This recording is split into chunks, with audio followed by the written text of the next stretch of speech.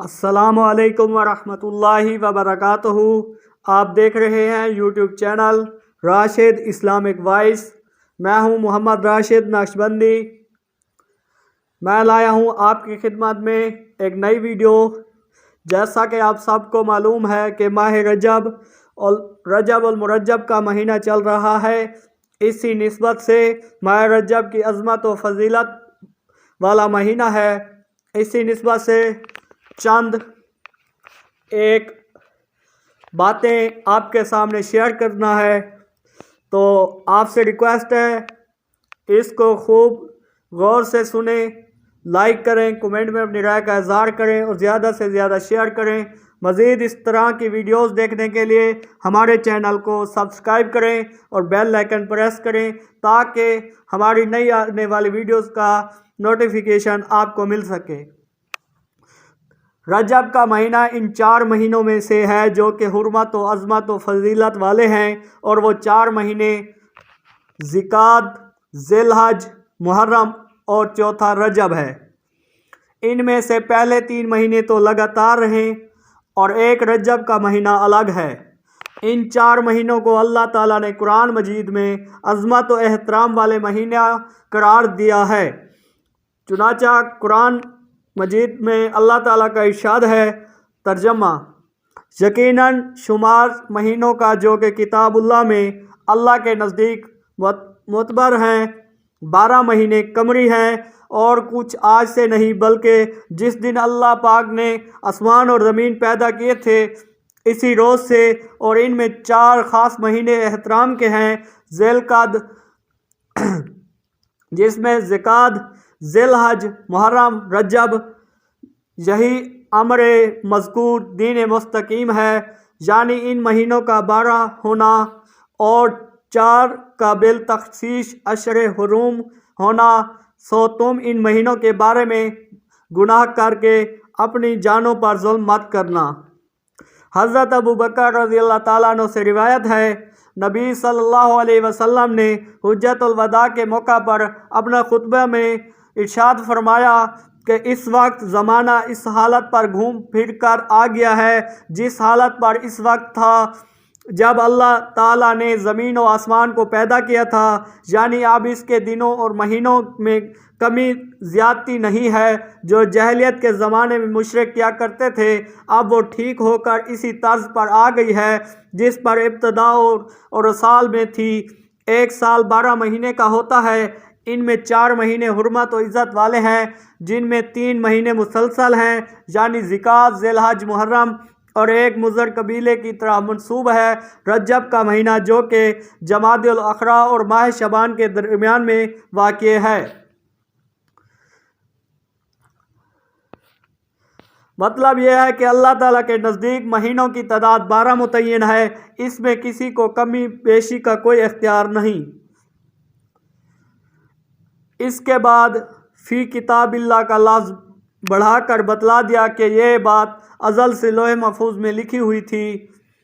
یوم خلق السماوات والارض فرما کر اشارہ کر دیا کہ اللہ تعالیٰ کا فیصلہ اس معاملے میں اگرچہ ازل میں جاری ہو چکا تھا، لیکن یہ مہینوں کی ترتیب اور تعین اس وقت عمل میں آئی جب آسمان و زمین پیدا کیے گئے۔ یعنی ان 12 مہینوں میں سے 4 مہینے حرمت و عظمت والے ہیں۔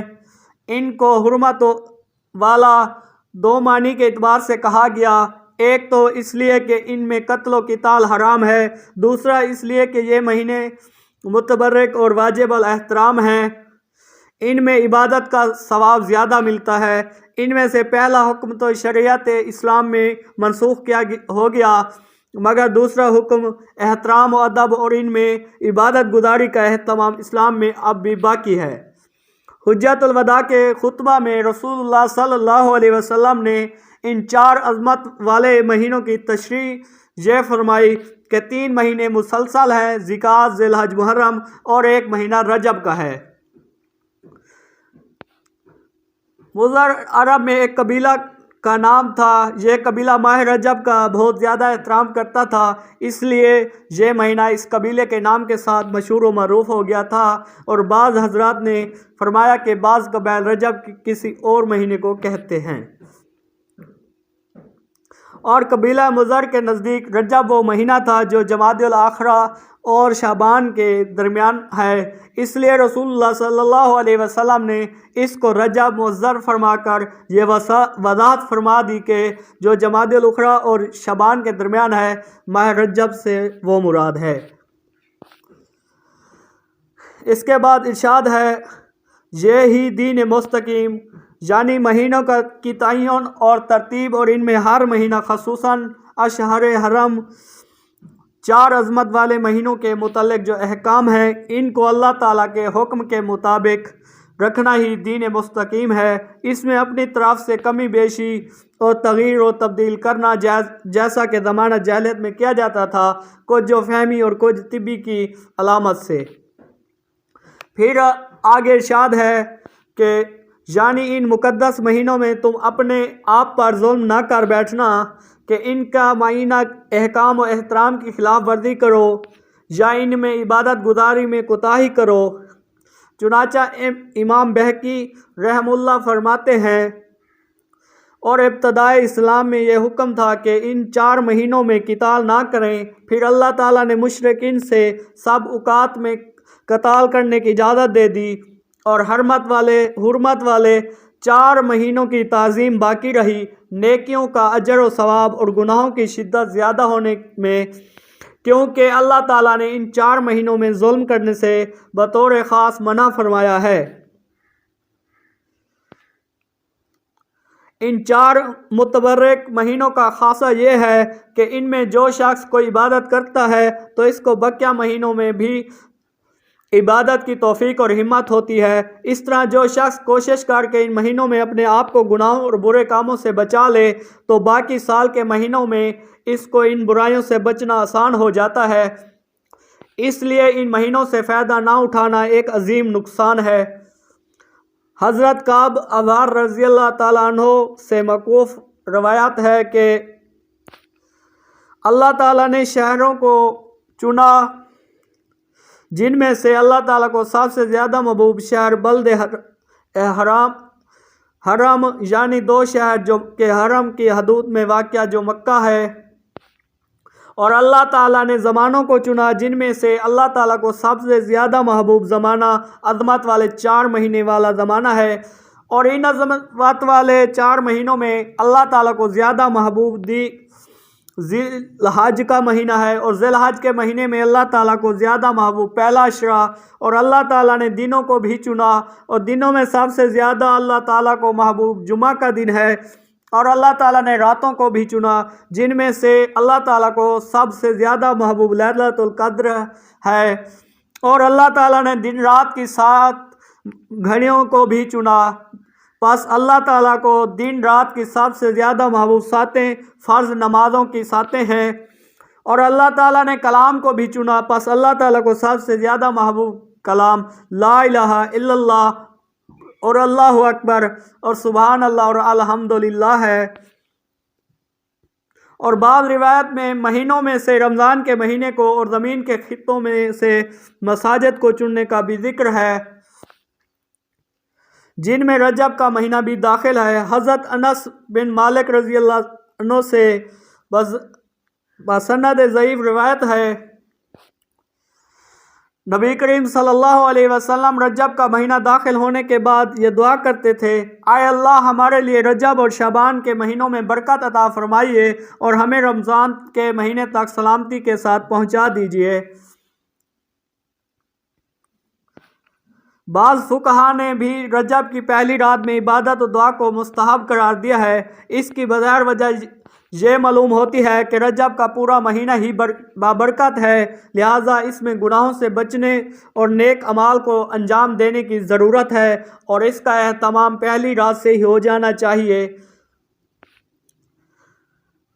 اور ہمیں یہ بات بھی پہنچی ہے کہ یہ کہا جاتا ہے کہ 5 راتوں میں دعا زیادہ قبول کی جاتی ہے، جمعہ کی رات میں، عید الاضحیٰ کی رات میں، اور عید الفطر کی رات میں، اور رجب کی پہلی رات میں، اور نصف شعبان کی رات میں۔ اس روایت کے بعد امام شافعی رحمۃ اللہ علیہ نے کہ میں نے جو کچھ ان راتوں کے بارے میں بیان کیا اس سب کو مستحب سمجھتا ہوں، فرض نہیں سمجھتا۔ امام شافعی اور ان کے اصحاب نے مذکورہ رات میں عبادت کو مستحب قرار دیا ہے۔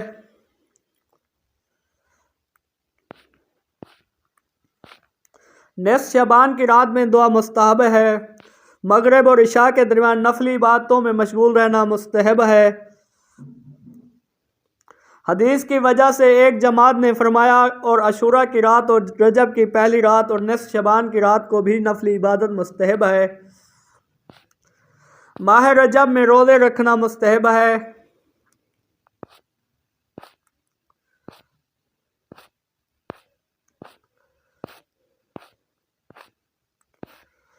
چنانچہ رسول اللہ صلی اللہ علیہ وسلم نے ایک صحابی کو خطاب کرتے ہوئے فرمایا کہ صبر یعنی رمضان کے مہینے کے روزے رکھو اور ہر مہینے میں ایک دن کا روزہ رکھ لیا کرو۔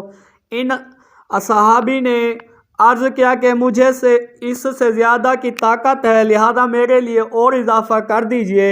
آپ صلی اللہ علیہ وسلم نے فرمایا کہ ہر مہینے میں 2 دن روزہ رکھ لیجئے۔ پھر ان اصحابی نے عرض کیا یا رسول اللہ میرے لیے اور اضافہ فرما دیجئے کیونکہ مجھے اس سے زیادہ کی طاقت ہے۔ آپ صلی اللہ علیہ وسلم نے ارشاد فرمایا کہ ہر مہینے میں 3 دن روزہ رکھ لیا کرو۔ پھر ان صحابی نے عرض کیا میرے لیے اور اضافہ فرما دیجئے۔ آپ صلی اللہ علیہ وسلم نے ارشاد فرمایا کہ اشہر حرم ذوالقعدہ، ذی الحج، محرم اور رجب کے مہینوں میں روزہ رکھو اور چھوڑو۔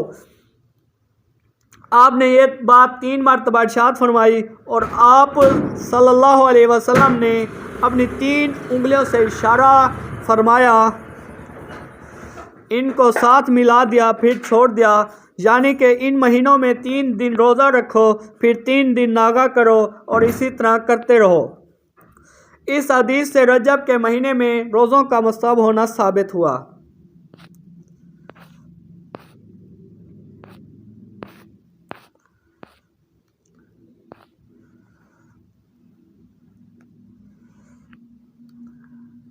کسی نے عرض کیا کہ اے اللہ کے رسول، آپ رمضان کے علاوہ مہینوں میں سے جتنے روزے شعبان کے مہینے میں رکھتے ہیں میں نے آپ کو کسی اور مہینے میں اتنے روزے رکھتے ہوئے نہیں دیکھا، اس کی کیا وجہ ہے؟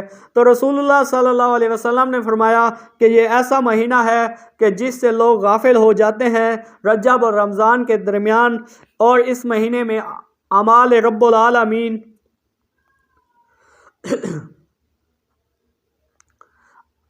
کی طرف اٹھائے جاتے ہیں، تو میں یہ پسند کرتا ہوں کہ میرا عمل روزے کی حالت میں اٹھایا جائے۔